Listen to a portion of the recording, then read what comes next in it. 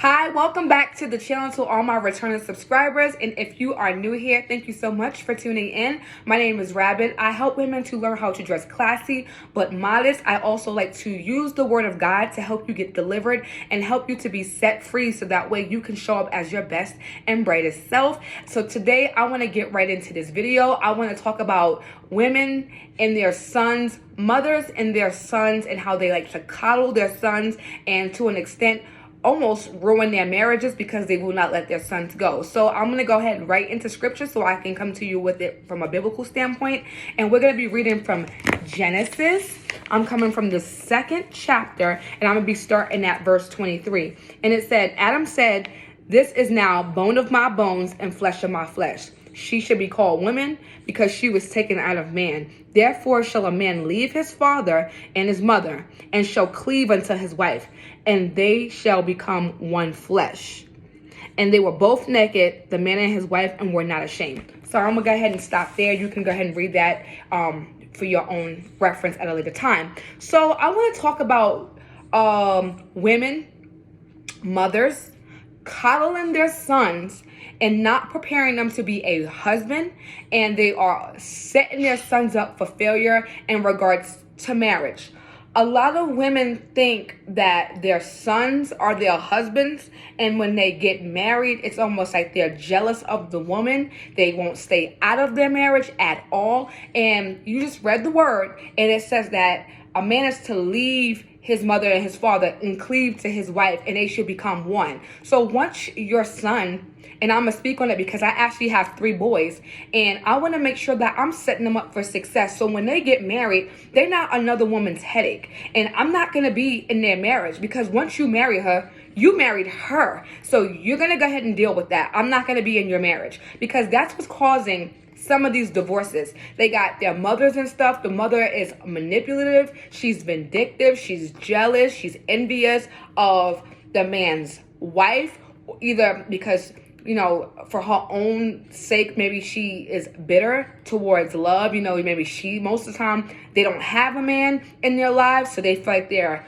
sons are their husbands, and that's completely out of order. Or they are married, but they don't have a good relationship, so they want to sit there and control their sons. And that's not what you do. That is not what God has called you to do. If your son has gotten married, let him be with his wife and let him lead that house. But when you're in there trying to manipulate and control them, and you're getting mad over who they married, they chose who they chose. Get over it. That is their spouse, not yours. But I feel like a lot of women, they coddle their sons, and they do not show them how to be good husbands and just be good men in general. They're showing them how to be lazy. They can't support a wife. And one thing for sure is, if you cannot support a wife as a man, you shouldn't even be looking for a wife, let alone dating. Because the first thing that Adam did was he took care of the garden. He named the animals, and he took care of the animals, and the ground. He tilled that ground, and then God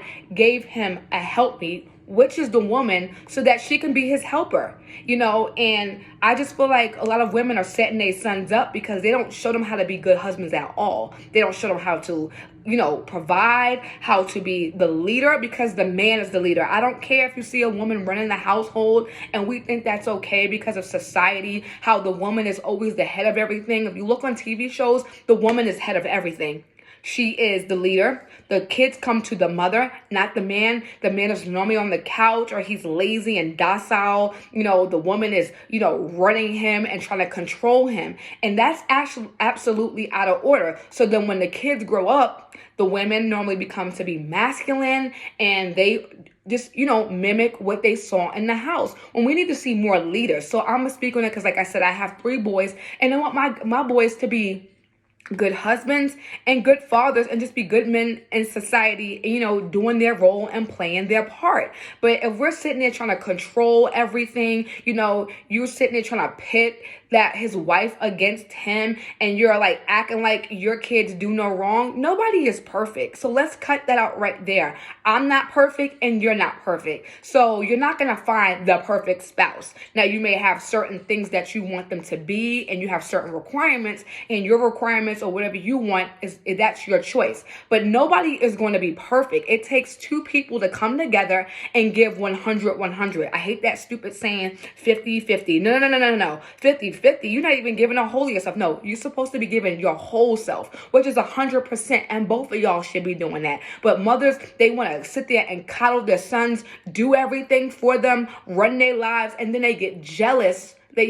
Jealous. They're getting jealous when they see them having a wife that they actually love and want to commit to. Why are you getting jealous because your son wants to be with his wife and his woman? You're getting jealous over that? That is not your man. Get over that. Your job is to raise up good sons and daughters in society. That way they can be productive men and women in life. And that way they don't have to be somebody else's liability. Ain't nothing worse than getting a grown man that can't do anything for himself. And every time something pop off, he got to run to his mother to get coddled out. He can't pay the bills. He act like he can't do nothing. The mother talks extremely bad to his wife. He don't never stand up for it. He actually, in actuality, makes excuses for her. Stop making excuses for somebody speaking bad to your wife. You need to put your mother in check. Yes, you can do it in a loving way. You should be like, hey, mom, this is my wife, and you will respect her. And if you will not respect her, then we're not going to come into this house,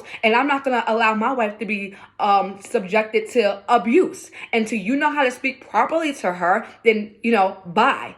And she should be like, you know what, I'm sorry. But a lot of women, they just sit there and just think that it's okay for them to sit here and raise grown boys and act like their sons don't do nothing wrong. And that is not true. They're doing stuff wrong too. They need to be accountable. So raise your boys to be a man that can be productive, who can take care of a wife, who can take care of a family, and stop running to your mother and stop trying to bail him out every 5 seconds and talk bad about his wife to him and get jealous when you see him trying to give his wife love. That is so foolish right there. You should be happy that your son wants to be married and he has a wife. So stay out of their marriage. So if you have a husband or you're in a marriage with your husband and he tends to be a mama's boy, there's nothing wrong with loving your mother. So I'm not saying don't love your mother. I'm saying that every time something happens, he has to run to his mother. That's a problem, because keep your parents out of your relationship. If you want your relationship and your marriage to last,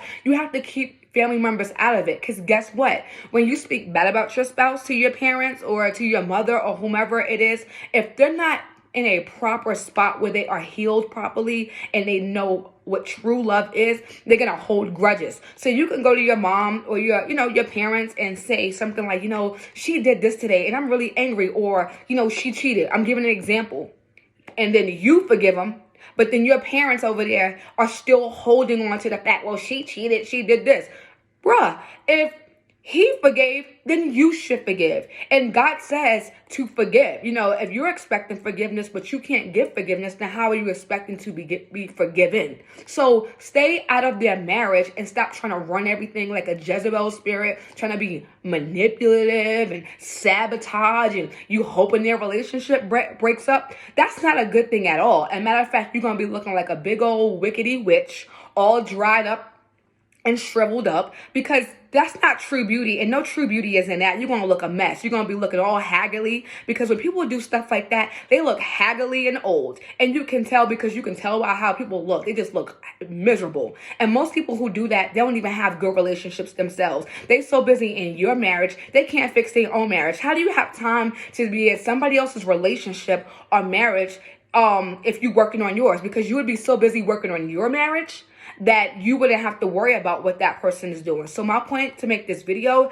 is for women that are in their sons' marriages and in their sons' relationships, and they're acting like their sons are their husbands. That is out of order, and cut it out. God is not pleased with that. He hates that. Let that man be. If the man makes a mistake, let him and his wife figure it out together. Stop trying to manipulate and control everything, and stop talking bad about their spouse to them. Let them figure that out. So guys, I am going to say I hope that you left better than you came, as my girl Steph Perez says that.